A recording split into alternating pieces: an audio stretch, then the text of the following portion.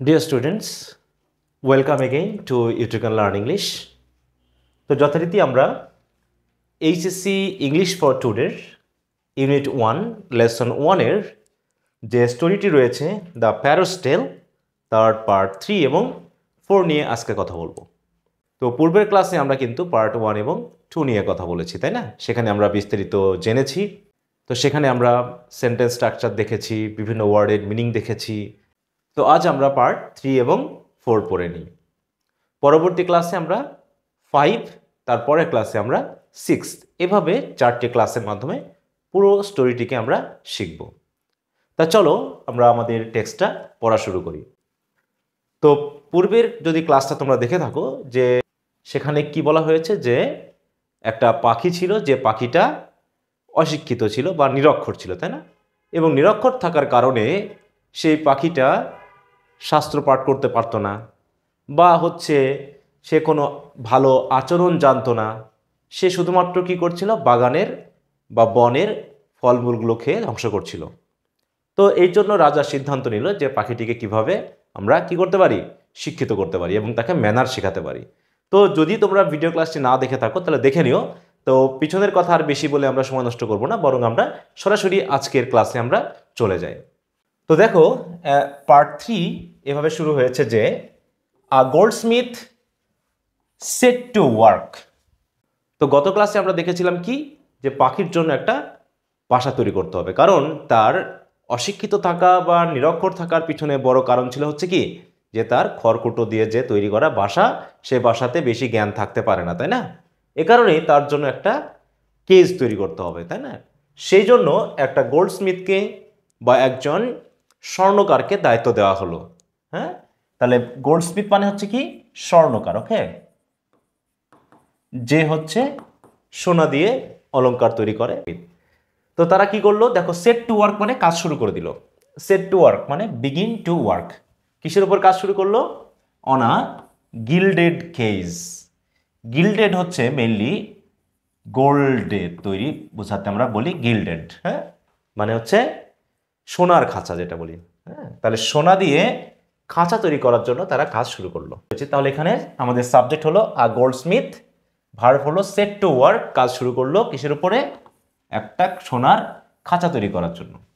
It turn out to be of such exquisite workmanship. হ্যাঁ, মানে খাঁচাটা এত সুন্দর হলো, মানে এত নিখুঁত হলো, তাতে এত চমৎকার হলো, যে সেটা আসলে এই যে গোল্ডস্মিথ, তার আসলে যে ওয়ার্কম্যানশিপ বা তার যে দক্ষতা, সেই দক্ষতাকেই কিন্তু নির্দেশ করলো। মানে তার দক্ষতা অনুসারে এই খাঁচাটা এত চমৎকার হলো যে, সাচ দ্যাট মানে কি, এমন যে, তাই না?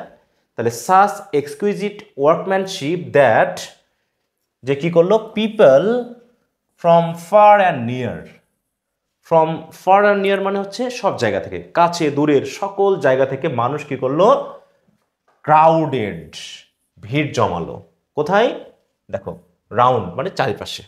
কি করার জন্য? For a look. For a look মানে কি, দেখার জন্য। তাহলে সেই খাঁচাটিকে দেখার জন্য কাছের দূরের সব জায়গা থেকে মানুষ ভিড় করা শুরু করলো। তাহলে ক্রাউডেড রাউন্ড মানে চারিপাশে এসে ভিড় করা। হ্যাঁ, তাহলে ক্রাউড এখানে কিন্তু ভার্ব হিসেবে ব্যবহার করা হয়েছে। দেখো, ক্রাউড থেকে হয়েছে ক্রাউডেড। আর এক্সকুইজিট মানে কি হচ্ছে, চমৎকার, নিখুঁত। হ্যাঁ, এরকম অর্থে।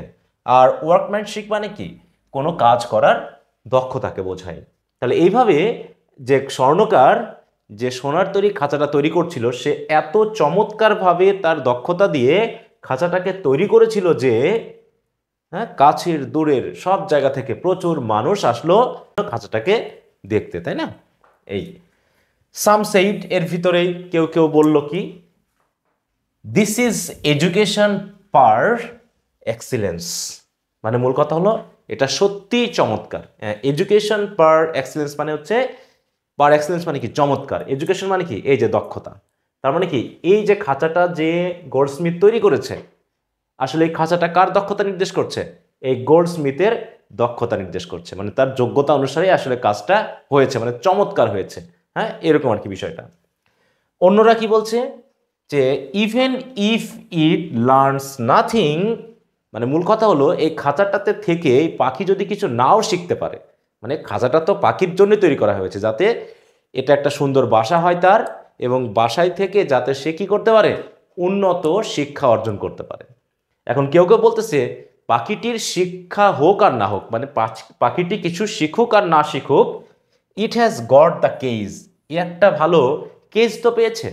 ব্যাপারটা এরকম, হ্যাঁ, যে একটা সোনার তৈরি খাঁচা তো পেয়েছে, এটাই তার জন্য সৌভাগ্য। তাই বলছে দেখো, হোয়াট আ লাকি বার্ড, হ্যাঁ, কি সৌভাগ্যবান পাখি, হ্যাঁ, যে তার শিক্ষা হোক আর না হোক সে একটা ভালো খাঁচা তো পেয়েছে। তাহলে এখানে আসলে এটা দিয়ে কি নির্দেশ করতে যাচ্ছে একটু খেয়াল করো তো।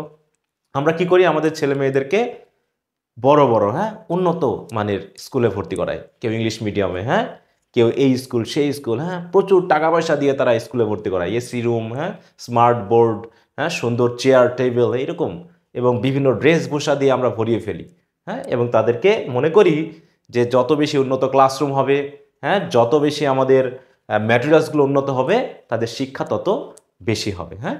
তো ঠিক এরকম একটা বিষয় এখানে বলা হচ্ছে যে অন্তত কিছু শিখুক আর না শিখুক, আমরা দেখতে পাচ্ছি কি যে তার খাঁচা তো ভালো হয়েছে, অতএব আমার ছেলে বা মেয়ে কিছু শিখুক আর না শিখুক একটা ভালো স্কুল তো পেয়েছে, এরকম একটা বিষয় কিন্তু এখানে নির্দেশ করা হচ্ছে।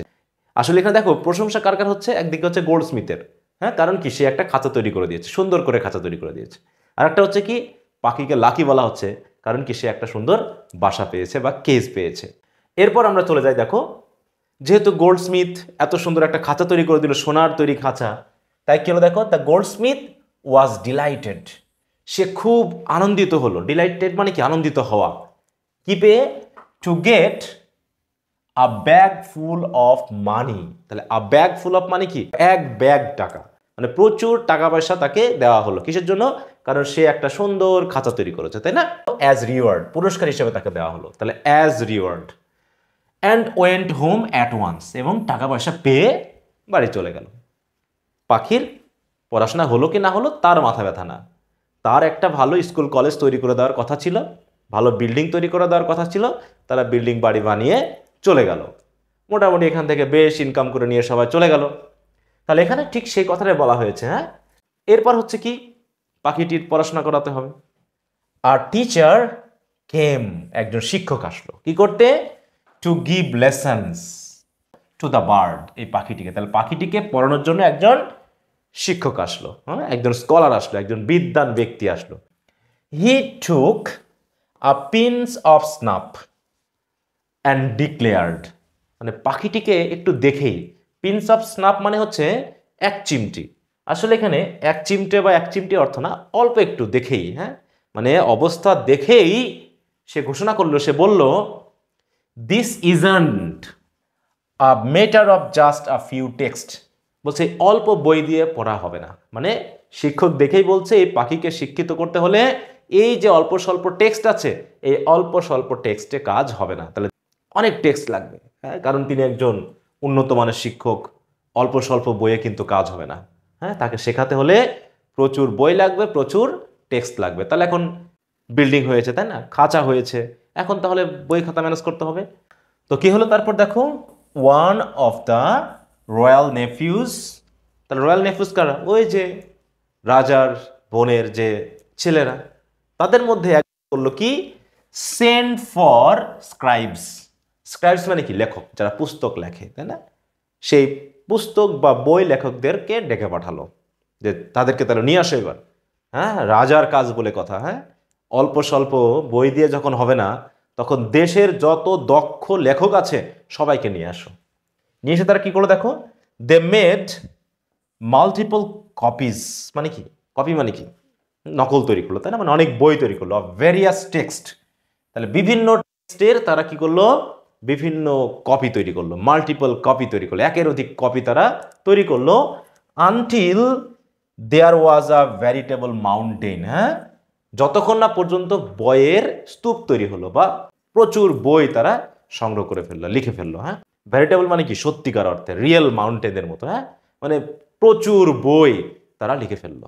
তারপর কি হলো, সকলে তো মোটামুটি বলে ফেললো, ব্র্যাভো, সাবাস, হ্যাঁ, সাবাস, এক্সক্লেইমড দোজ হু স ইট, যারা দেখলো যে প্রচুর বই, হ্যাঁ, একটা রুমে হয়তো একদম স্তূপ করে রাখা হয়েছে, তো এত বই দেখে সবাই কি বললো, ব্র্যাভো, সাবাস, হ্যাঁ, এবার পাখিটার শিক্ষা না হয়ে যাবে কোথায়? হ্যাঁ, there is no room for knowledge, নলেজের কোনো আর ফাঁকা নেই। মানে কি, নলেজ পূর্ণ হয়ে গেছে, মানে এই বইয়ের ভিতরে এত বেশি নলেজ আছে যে এইখানে নলেজের কোনো ঘাটতি হবে না।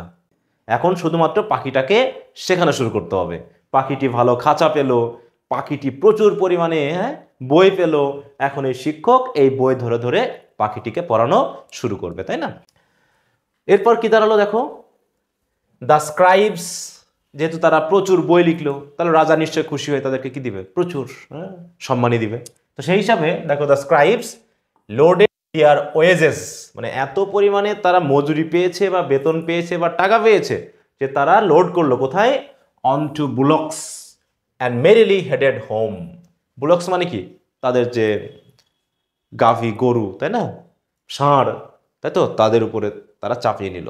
মানে রাজা খুশি হয়ে তাদেরকে এত বেশি পরিমাণে টাকা পয়সা বা অন্যান্য বিষয় দিয়েছে যে তারা তাদের গাভীর উপরে গরুর উপরে চাপিয়ে নিল। এবং তারা কি হলো? মেরিলি মানে কি, খুশি ভাবে, হ্যাপিলি হেডেড হোম, বাড়ির দিকে চলে গেল। They would never again want for anything, want মানে কি, অভাব। তারা এত পরিমাণে বেতন পেল, এত পরিমাণে ওয়েজ পেল যে তাদের আর জীবনে কোনো কিছুর অভাব হবে না। তাহলে পাখিটিকে শিক্ষিত করার জন্য যে স্ক্রাইবসরা বই লিখেছিল তাদেরকে রাজা খুশি হয়ে এত পরিমাণে ওয়েজ দিল যে they would never again want for anything, কোনো কিছুর জন্য তাদের আর কোনো অভাব হবে না। The nephews were constantly busy, ওদিকে নেফিউরা তো ব্যস্ত, কনস্ট্যান্টলি মানে কি, প্রতিনিয়ত ব্যস্ত, সব সময় ব্যস্ত। কিসের জন্য? Looking after the expensive cage, আর যে কেজটা তৈরি করা হয়েছে সেই কেজটা তো যত্ন করতে হবে, তাই না? ধোয়া মোছা করতে হবে, যত্ন করতে হবে, মানে যে বিল্ডিংটা করা হয়েছে সেই বিল্ডিংটা মুছতে হবে, ঝাড় দিতে হবে, রং চটে গেলে সে রং করতে হবে। ঠিক ওরকম কেজটাকে দেখাশোনা করার জন্য নেফিউরা সবসময় ব্যস্ত। কি করছে দেখো, রিপেয়ার্স ওয়ার অলওয়েজ আন্ডারওয়ে, সবসময় মেরামত চলছে। কোথাও একটু রং চটে গেলে সেখানে ঠিক করা হচ্ছে, রং করা হচ্ছে। কোনো জায়গায় একটু ফেটে গেলে সেই ফাটা জায়গাটাকে ঠিক করা হচ্ছে। এইভাবে প্রতিনিয়ত রিপেয়ার বা মেরামত কাজ আন্ডারওয়ে মানে কি, চলমান। Anyone who saw the endless dusting, মানে যারাই দেখতেছে না কেন যে প্রতিনিয়ত খাঁচাটাকে ডাস্টিং করা হচ্ছে, মানে কি, ধুলা ঝাড়া হচ্ছে। ওয়াইপিং মানে কি, মোছা হচ্ছে। পলিশিং মানে কি, মুছে সেটাকে আবার চকচকে করার জন্য হয়তো তেল দিয়ে মোছা হচ্ছে বা রং করা হচ্ছে। এরকমভাবে এন্ডলেস মানে কি, প্রতিনিয়ত যে ধুলা ঝাড়া, তারপর হচ্ছে ওয়াইপ করা, মোছা এবং যে পলিশিং করা হচ্ছে, এই কাজটা যারাই দেখছে তারাই কি বলছে? তারাই হ্যাড টু অ্যাগ্রি, তারাই একমত হচ্ছে যে দেয়ার ওয়াজ মার্কড ইমপ্রুভমেন্ট, যে প্রতিনিয়ত এই খাঁচার একটা উন্নতি হচ্ছে। মার্কড মানে কি, লক্ষণীয়। ইমপ্রুভমেন্ট মানে কি, উন্নতি। তার মানে আমরা কি পাখি নিয়ে কথা বলছি নাকি খাঁচা নিয়ে কথা বলছি? আমরা কিন্তু এখনো খাঁচার যত্ন নিয়ে কথা বলছি। পাখিটার কি অবস্থা তা কিন্তু আমরা জানি না। আমরা বলছি কি যে একটা সোনার খাঁচা তৈরি করা হয়েছে, সেই খাঁচাটা যত্ন নেওয়ার জন্য এই নেফিউরা অলওয়েজ বিজি। ধোয়া মোছা, রং করা, চকচকে করা থেকে শুরু করে প্রতিনিয়ত তারা এটা যত্ন নিচ্ছে। এবং যারাই দেখতেছে তারাই বলতেছে কি, খাঁচাটা প্রতিনিয়ত কি হচ্ছে? উন্নত হচ্ছে, ইমপ্রুভমেন্ট হচ্ছে। খাঁচাটা দিন দিন আরো বেশি চকচকে হয়ে উঠছে। পাখিটির কি দশা সেটা কিন্তু আমরা জানি না। এছাড়াও দেখো, a large maintenance crew was needed. Maintenance crew মানে কি, রক্ষণাবেক্ষণ কাজের জন্য যে সকল কর্মী। ক্রু মানে হচ্ছে কি, কর্মী, আর মেইনটেনেন্স মানে হচ্ছে রক্ষণাবেক্ষণ। তাহলে a large maintenance crew was needed, তাহলে খাঁচাটা দেখাশোনার জন্য প্রচুর লোকের দরকার, তাই না? যেমন স্কুল কলেজ রক্ষণাবেক্ষণের জন্য প্রচুর লোকজনের দরকার হয়, তাই না? কেউ হচ্ছে ঝাড়ু দেয়, কেউ হচ্ছে জানা দরজা মোছামুছি করে, কেউ বিদ্যুতের লাইন ঠিক করে, কেউ ফ্যান মোছামুছি করে। এরকমভাবে প্রচুর কর্মীর কিন্তু প্রয়োজন হয়। And more personnel to supervise them, আবার এই যে কর্মীগুলোকে দেখাশোনা করার জন্য আবার সুপারভাইজার দরকার হচ্ছে। অনেক কর্মী দরকার হচ্ছে সুপারভাইজার হিসেবে, যে তারা আবার ঠিকমতো কাজ করছে কিনা। তাহলে কর্মীদের দেখাশোনার জন্য আরও কর্মী দরকার। এইভাবে কর্মীরও যেন অভাব নেই। তাহলে এক পাখিকে শিক্ষিত করার জন্য প্রচুর মানুষের প্রয়োজন, তাই না? তাহলে কেউ হচ্ছে মেনটেনেন্স করবে, আবার মেনটেনেন্স কর্মীদেরকে দেখাশোনা করার জন্য আরও সুপারভাইজ কর্মী লাগবে। এইভাবে কি হচ্ছে, প্রতিনিয়ত মানুষের সমাগম বেড়ে যাচ্ছে। এবং কি হচ্ছে দেখো, they all got handsome monthly salaries, এবং এই যে মেনটেনেন্স ক্রু, তারপর হচ্ছে পার্সোনাল টু সুপারভাইজ বা সুপারভাইজার, এরা প্রতিনিয়ত কি পাচ্ছে, বিশাল পরিমাণ মাসিক কিন্তু বেতন তারা কিন্তু পাচ্ছে, তাই না? Which they saved in their wooden chests, যেগুলো তারা কি করছে, তাদের যে কাঠের তৈরি সিন্দুক আছে সেখানে তারা টাকাগুলো জমাচ্ছে ভবিষ্যতের জন্য, তাই না? তাহলে কি হচ্ছে, বুঝতেই পারছো কাহিনীটা কেমন, হ্যাঁ? যেখানে হয়তো যারা টিচার রয়েছে, কর্মচারী রয়েছে, তাদের বেতনের কথা উল্লেখ করা হচ্ছে, এবং সেই বেতন দিয়ে তারা কি করছে, তারা তো নিজেরা চলছে এবং ব্যাংক ব্যালেন্স করছে, তাই না? কিন্তু পাখিটার কি অবস্থা সেটা কিন্তু আমরা এখনো ভাবছি না। আমরা ভাবছি আমাদের শিক্ষক, আমাদের কর্মচারী, যারা এই কাজে ব্যস্ত, তারা হ্যান্ডসাম অ্যামাউন্ট বেতন পাচ্ছে, এবং সেই বেতন তারা কি করছে, ব্যাংকে জমা রাখছে। যেমন এরা রাখছে কোথায়, কাঠের তৈরি সিন্ধুকে। কারণ রবীন্দ্রনাথ যখন লিখেছেন তখন এরকম সিস্টেমটা ছিল, তাই তিনি কিন্তু এই কাজটা করেছেন, তাই না? তারপরে দেখো, even their cousins came to live with them. আমরা জানি যে যদি একটু বড়লোক হয়ে যায় কেউ, তাই না, তার আত্মীয়রা কিন্তু এসে আবার তাদের বাসায় থাকতে শুরু করে। তো ঠিক এরকমভাবে শুধু নিজের ভাই বোনরা কি বলছে দেখো, ইভেন ইভেন দেয়ার কাজিনস, মানে নিজের ভাই বোন তো আছেই, সাথে সাথে চাচাতো, মামাতো, ফুপাতো, মাস্তুতো, এইরকম যারা ভাই বোন আছে তারাও তাদের সাথে এসে থাকতেছে। কোথায়? In cushion comfort. কুশন মানে কি, খুব গদিময়, কমফোর্ট মানে কি, যেখানে দেখানো হচ্ছে কি খুব আরামায় এসে থাকার জন্য, হ্যাঁ? কারণ কি, এরা তো হ্যান্ডসাম ইনকাম করতেছে, হ্যাঁ, রাজা তাদেরকে ব্যাপক স্যালারি দিচ্ছে, হ্যাঁ, প্রচুর স্যালারি, সেই বেতনে তারা খেয়ে দিয়ে আবার ব্যাংকেও জমা রাখছে, এবং এত পরিমাণে পাচ্ছে যে তাদের কাজিনরা পর্যন্ত এসে তাদের সাথে আরামায়েসে জীবনযাপন করছে।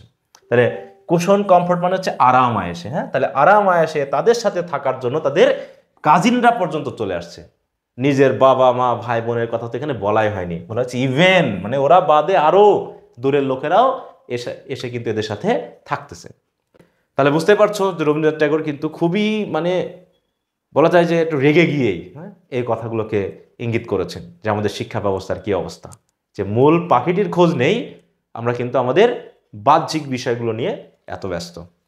এরপর কি হচ্ছে দেখো, 4th নম্বর পার্টে আমরা কি বলি, the world is short of many things. এখানে একটা সুন্দর কথা বলেছেন, এই পৃথিবীতে অনেক কিছুর ঘাটতি থাকতে পারে, তাই তো বলছে the world is short of many things, মানে অনেক কিছু কম আছে, হ্যাঁ, কিন্তু বাট নট ডিট্রাক্টরস, কিন্তু নিন্দুকের অভাব নেই পৃথিবীতে, হ্যাঁ। ডিট্রাক্টরস মানে কি হচ্ছে, নিন্দুক, যারা সবসময় নিন্দা করে। এই যে এত সুন্দর একটা কাজ চলছে, এত সুন্দর একটা আয়োজন রাজা করেছে পাখিটিকে শিক্ষিত করবে বলে, কিন্তু তারও নিন্দুক রয়েছে, হ্যাঁ, তার বিরুদ্ধেও অনেকে কুৎসা বা নিন্দা রটাচ্ছে।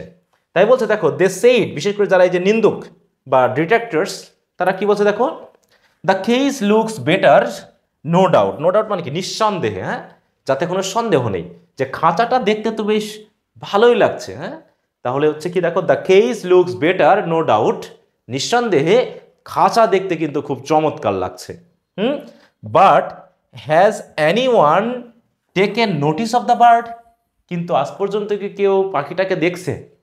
খাঁচার ভিতরে পাখি থাকলেও আমরা গিয়ে উপরে উপরে হয়তো খাঁচাটাকে দেখছি, কিন্তু ভিতরে যে পাখিটা আছে সেটাকে কিন্তু আমরা দেখছি না। অমনি শিক্ষা প্রতিষ্ঠানে ঢুকেই বিল্ডিং বাড়ি, হ্যাঁ, ফুল বাগান, সুন্দর মোজাইক করা রাস্তা দেখে আমরা বলছি বিশাল স্কুল, হ্যাঁ, বিশাল কলেজ, বিশাল কমপ্লেক্স, হ্যাঁ, আমরা তো মোটামুটি স্কুল কলেজের প্রশংসায় ভাসিয়ে দিচ্ছি, কিন্তু আদৌ যারা পড়াশোনা করছে তারা ঠিকমতো পড়াশোনা করছে কিনা এটা কিন্তু আমরা খোঁজ নিচ্ছি না, তাই না? তো ঠিক এখানে বলা হচ্ছে যে নিন্দুকেরা, ওদেরকে আবার নিন্দুক বলা, যারা সঠিক কথাটা বলছে তাদেরকে আবার বলা হচ্ছে কি নিন্দুক, কারণ তারা এই কাজগুলো মনে করছে যেন পছন্দ করছে না, হ্যাঁ। তাই বলছে, তারা এসে বলছে কি, খাঁচা তো সুন্দর হয়েছে, কিন্তু আজ পর্যন্ত কেউ কি এসে পাখিটারকে খেয়াল করেছে যে পাখিটার কি দশা? This was reported to the king. অতএব এই যে কথাটা, যে পাখিটাকে কেউ দেখছে, এই কথাটা রিপোর্ট করা হলো কাকে? রাজাকে, যে অনেকেই এরকম বলা বলি করছে যে কিছু একটা সমস্যা আছে। সুতরাং he said to a nephew, তখন সে একজন নেফিউকে বলল যে হোয়াটস দিস আই হিয়ার, এ আমি কি শুনছি, এ আমি কি শুনছি যে সব কিছুর আয়োজন বেশি কিন্তু পাখিটার যত্ন নেওয়া হচ্ছে না, এসব আমি কি শুনছি, হ্যাঁ। তখন এই নেফিউ কি বলতেছে, ইয়োর ম্যাজেস্টি, সম্মান সহিত বলতেছে, replied the nephew, if you wish to hear the truth, বলছে আপনি যদি সত্যি কথা শুনতে চান না তাহলে বলি, সামন দ্য গোল্ডস্মিথ, তাহলে আপনি গোল্ডস্মিথকে ডাকেন যারা খাঁচা তৈরি করেছিল। দ্য স্কলার্স, সেই স্কলারদেরকে ডাকেন যারা সমস্যা খুঁজে বার করেছিল যে পাখিটার হয়তো অশিক্ষিত হওয়ার পিছনে কারণ কি। দ্য স্ক্রাইবস, স্ক্রাইবসদেরকে ডাকেন যারা বই লিখেছিল তারা কি করেছে। দ্য মেনটেনেন্স, আপনি মেনটেনেন্স ক্রুদেরকে ডাকেন যারা এই যে খাঁচাটাকে প্রতিনিয়ত মেনটেনেন্স করতেছে। অ্যান্ড দিয়া সুপারভাইজার, আর এই এতগুলো ক্রু বা কর্মীদেরকে যারা সুপারভাইজ করছে তাদেরকে আপনি ডাকেন, ডেকে নিজ মুখে শোনেন যে কাজ ঠিক মতো চলছে কিনা। আমি আর কি বলবো, তো সবাইকে মনে করো ডাকা হয়েছে, সবাইকে নিয়ে মিটিং করা হচ্ছে যে সব কিছু চলছে কিনা, হ্যাঁ ক্লাসে উপস্থিতি বাড়ছে কিনা, হ্যাঁ স্টুডেন্টদের পরীক্ষা নেওয়া হচ্ছে কিনা, ঠিক মতো পড়ানো হচ্ছে কিনা, এরকমভাবে সবার মুখ থেকে শোনা হচ্ছে, ঠিক মতো বই লেখা হয়েছে কিনা, হ্যাঁ গোল্ডস্মিথ যে সুন্দর করে সে খাঁচা বানিয়েছে কিনা, এই সকল বিষয় জানানোর জন্য বলতে সবাইকে তাহলে আপনি ডাকেন, ডেকে সত্য শোনেন যে কি বলা হয়। Those who haven't got a share of the royal bounty, তখন এই নেভি বলতেছে আসলে মূল কথা হলো রাজা, যারা এখনো আপনার রাজদরবার থেকে এই যে বেতন টাকা পয়সা শেয়ার যারা এখনো পায়নি তারাই হচ্ছে এই নিন্দা কাজ আপনার করছে। রিসোর্ট টু স্ল্যান্ডার মানে হচ্ছে নিন্দার আশ্রয় নেওয়া। রিসর্ট মানে হচ্ছে আশ্রয় নেওয়া বা কেন্দ্র করা, কিসের, টু স্ল্যান্ডার মানে নিন্দা। তাহলে হচ্ছে যে এই লোকগুলো তো আপনার কাছ থেকে টাকা পয়সা পেয়েছে, যারা পায়নি, হ্যাঁ দেখো who haven't got a share of the royal bounty, হ্যাঁ বাউন্টি মানে কি, এই যে রাজার যে এত উদারতা, যে যে আসতেছে যে কাজ করছে তাকে এই রাজা প্রচুর পরিমাণে টাকা পয়সা দিচ্ছে, এটা বলছে রয়্যাল বাউন্টি। আর এই রয়্যাল বাউন্টি শেয়ার যারা পায়নি তারাই আসলে এই নিন্দার যে আশ্রয় সেটা তারা নিচ্ছে, যাতে এই কাজটাকে একটু ভণ্ডুল করা যায় বা রাজার এই গুরুত্বপূর্ণ পদক্ষেপকে তারা যেন ছোট করতে পারে সকলের কাছে, তাই না, এই জন্য। তো যাই হোক, এভরিথিং বিকেম ক্লিয়ার, এই কথা শোনার পর রাজা বুঝতে পারলো যে আসলে মূল কথা তাই, যে যারা হয়তোবা আমার এই কাজের সাথে যুক্ত না তারাই হয়তোবা কি করছে, আমার নামে নিন্দা রটাচ্ছে, তাই না। হি রিওয়ার্ডেড হিজ নেফিউ, আর এই নেফিউ যেহেতু এই কথাটা বলল, সঠিক কথাটা রাজাকে চোখে আঙ্গুল দিয়ে দেখাই দিল, তাই রাজা খুশি হয়ে তাকে একটা গোল্ড চেইন উপহার দিল, যে তুমি একটা ভালো কথা বলেছো, যে যারা আমার বিরোধী আসলে তারাই এর নিন্দা করছে, কিন্তু যারা এই কাজের সাথে যুক্ত তারা কিন্তু নিন্দা করছে না। তাই রাজা কি হলো, খুশি হইলো। দেখো everything became clear to the king, সব কিছু রাজার কাছে পরিষ্কার হয়ে গেল যে আসলে কারা নিন্দা করছে। অ্যান্ড হি রিওয়ার্ডেড, দেখো রিওয়ার্ডেড মানে কি, পুরস্কৃত করা, কাকে, হিজ নেফিউকে, কি দিয়ে, উইথ আ গোল্ড চেইন, তাকে আবার একটা গোল্ড চেইন দিয়ে দিল, কারণ সব কিছু ঠিকমতো চলছে এবং তার নেফিউ যথেষ্ট বুদ্ধিমান, হ্যাঁ সে খুব সুন্দর করে সব কিছুর আয়োজন করেছে, এই জন্য রাজা তো মহা খুশি। তো এই হলো আমাদের আজকের পর্যন্ত আলোচনা, হ্যাঁ আমরা তাহলে পার্ট 3 এবং পার্ট 4 পড়লাম, এর আগে আমরা পড়েছি পার্ট 1 এবং পার্ট 2। এরপর আমরা আগামী ক্লাসে পার্ট 5 নিয়ে কথা বলবো, যে 5-এ আমরা জানবো পরবর্তী বিষয় কি। তো ডিয়ার স্টুডেন্টস, আশা করি তোমরা গল্পটি ধরতে পারছো এবং গল্পের সাথে যে ফ্রেজ বা ওয়ার্ডগুলো আছে সেগুলো আমি মিনিং বলে দেওয়ার চেষ্টা করছি, আশা করি তোমরা সেগুলোও শিখে নিচ্ছ। তো পরবর্তী ভিডিও ক্লাসে আবার তোমাদের সাথে কথা হবে, এই কামনা নিয়ে আজকের মতো শেষ করছি, বাই।